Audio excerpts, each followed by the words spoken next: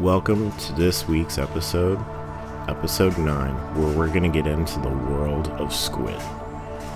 I really hope you guys enjoy this week's episode. I put some time and effort into research and just in general. So let's get to it.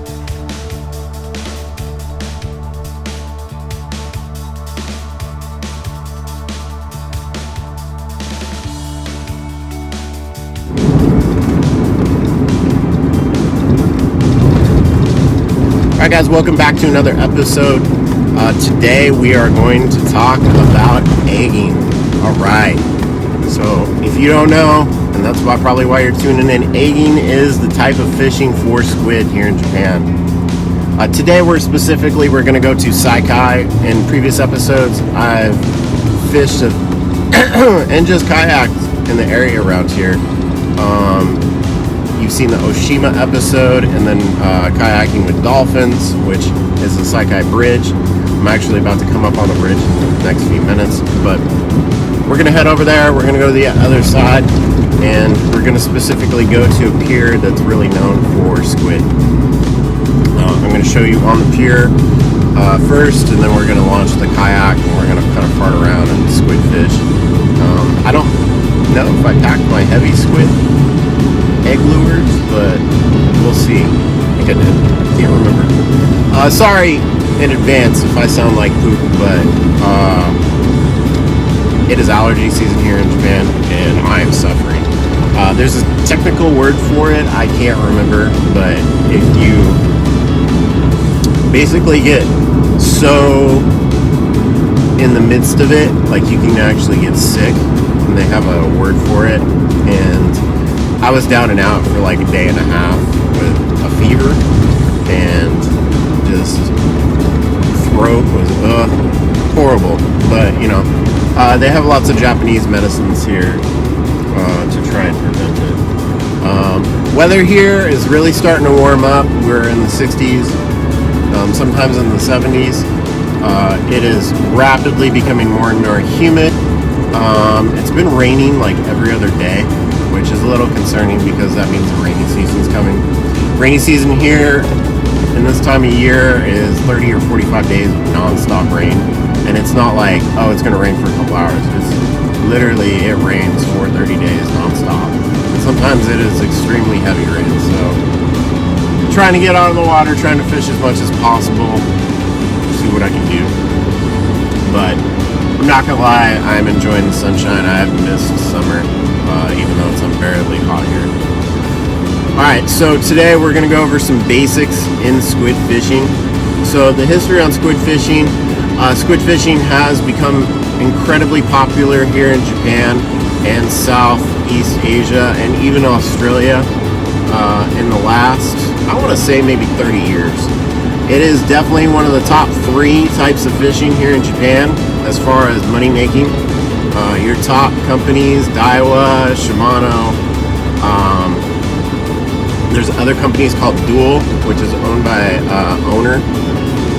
They make hooks mostly, but you have, I'm trying to remember them all. There's a ton of companies out there that specifically all they do is eggs, egging. So the lure itself is called an egg. I'll try and post a picture down here so you can see what they are, but they're trying to mimic a shrimp, because it's basically what squid like to go after. They're going after different crustaceans and things on the bottom, small bait fish, things like that. And then when they get gigantic and huge, yeah, they'll eat anything. They're just like a gigantic octopus. It's kind of actually terrifying because I've seen videos of giant squid here attacking small fishing boats, so don't know how I feel about that one. But to go a little further into the history, one of the reasons that squid fishing has become super popular here is because in the last 150 years the fish have been depleted in the inshore areas, so that's anywhere from 1 to 3 miles out, and obviously that's just because there's a lot more people. And overfishing practices before the 1970s obviously did not help to that. Today there's a lot of regulations on what they can bring in, and obviously what you can take home and whatnot. There are no regulations as far as kayak and off of shore here in Japan. But then again, you're not bringing home just epic amounts of fish. Unless it's certain seasons, but I digress. So, to take over that population that has decreased, the squid have really moved in. Squid populations have absolutely exploded here in Japan in the last, I want to say 50 years. But they do certain things to ensure that the squids are surviving, especially in the more populated areas of Tokyo, Osaka. They'll take trees, tie them together and put weights and sink them, so the squid during March to June, that's when they lay their eggs. They'll actually go after those trees, lay their eggs. The eggs look very much similar to what a shark's egg looks like. If you've ever seen that, it's almost like looks like a mini Ziploc bag. Pretty cool. But yeah, squid in general, really cool. I find them very, very, very cool. We're going up the bridge right now, so we're just checking out the water. I don't see any boats in this area, so interesting. But squid in general, just super interesting, highly intelligent. They're able to communicate via changing their colors. They are almost apex predator type predators. They, depending on the species, they can grow very, very, very large. My neighbor across the way, I've talked to him before, he is really, really good at squid fishing. Like, he'll bring home 5-6 kilo squid, like huge. So I'm gonna try and get him on this episode. I'm gonna try and see if he's available. No guarantees though, I haven't really seen him too much. He's trying to get as much work in as possible before the rainy season, because he does construction and then part-time manager at a moving company. So obviously that's highly affected by the weather. But anyways, let's get out here. I'm gonna stop in a few minutes, grab some breakfast, and then we'll hit the water. So this is one of those areas that I was talking about. We just got to the pier.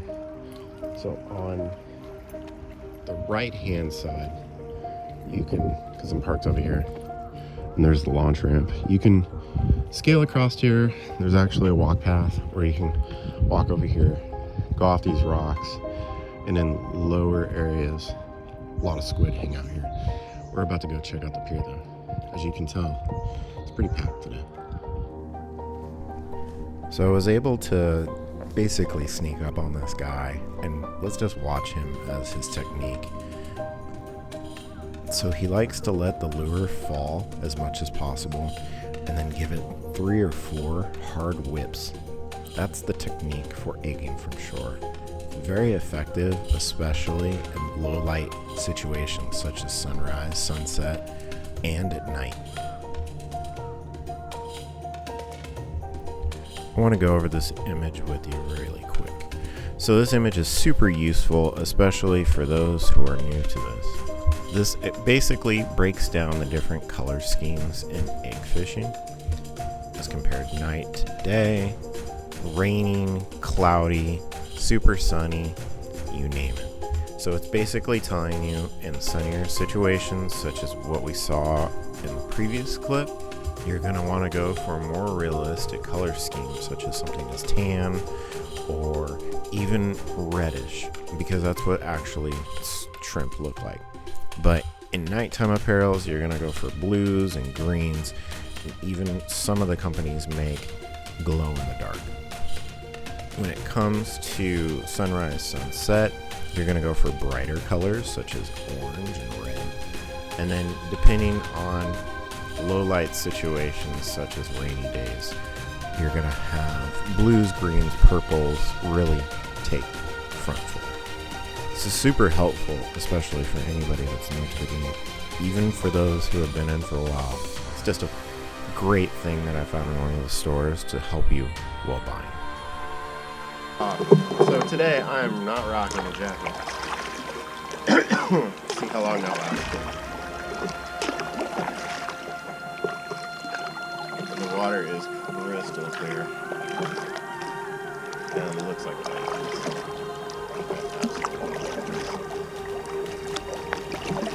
Once I get out of the water, I'm gonna switch it up.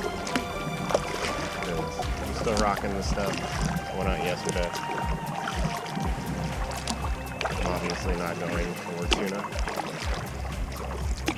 Switch up to some lighter stuff. Paddle out here for a minute. Turn on my battery and all that good stuff.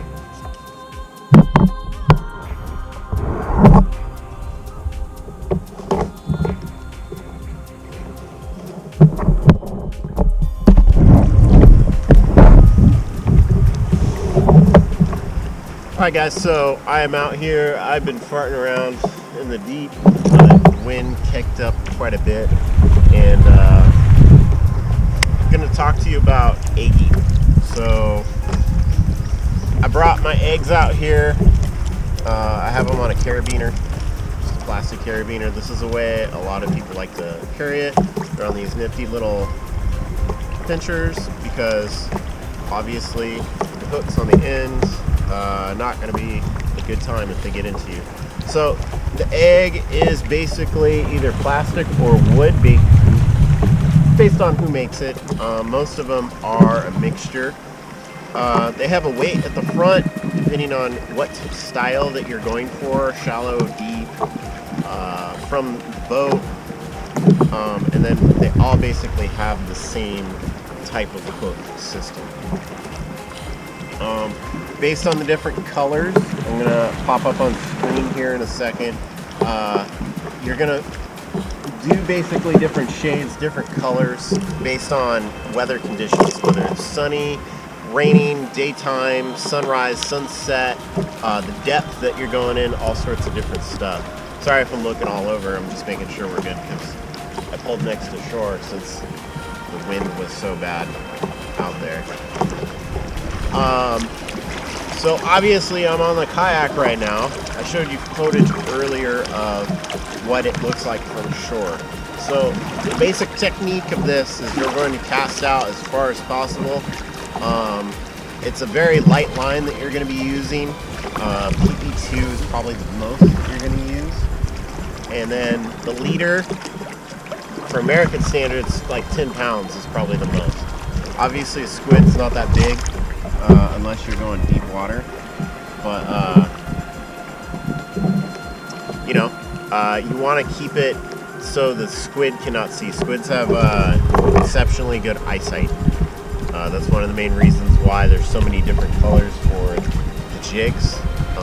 So there's that. So I have a setup on my light rod right now where it is linked to a weight that you can move it up and down, and then I have my jig, my egg on the bottom.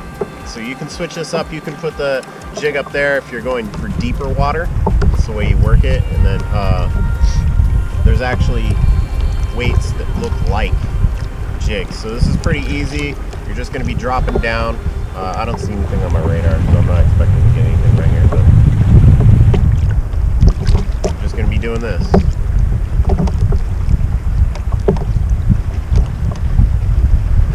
So the technology of these is not very advanced, but it is extremely effective. They look pretty realistic, and there's some second generation jigs, whatever you want to call them, that are coming out that they look really realistic compared to a live shrimp. Obviously, if you're doing live shrimp, there's setups for that. There's actually eggs that have straps that you can add anchovy or shrimp parts or whatever onto it that will attract the squid or octopus even, if you're going for that. So those are kind of interesting. I've never used that kind, but I find it interesting as well.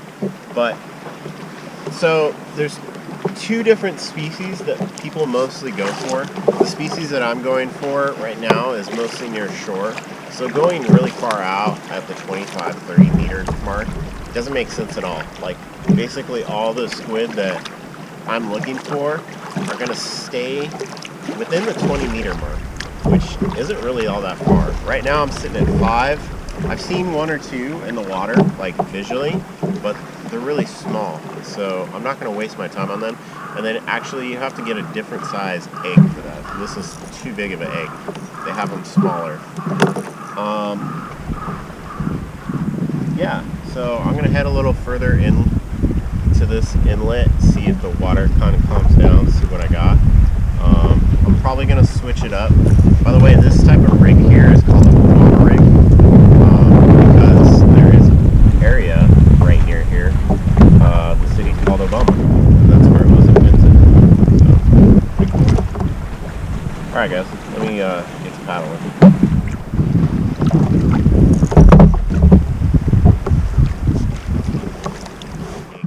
This is too big of an egg. They have them smaller. Yeah, so I'm going to head a little further in to this inlet, see if the water kind of calms down, see what I got. I'm probably going to switch it up. By the way, this type of rig here is called a bomb rig, because there is an area right near here, the city called Obama, and that's where it was invented. So, pretty cool. Alright guys, let me get to paddling.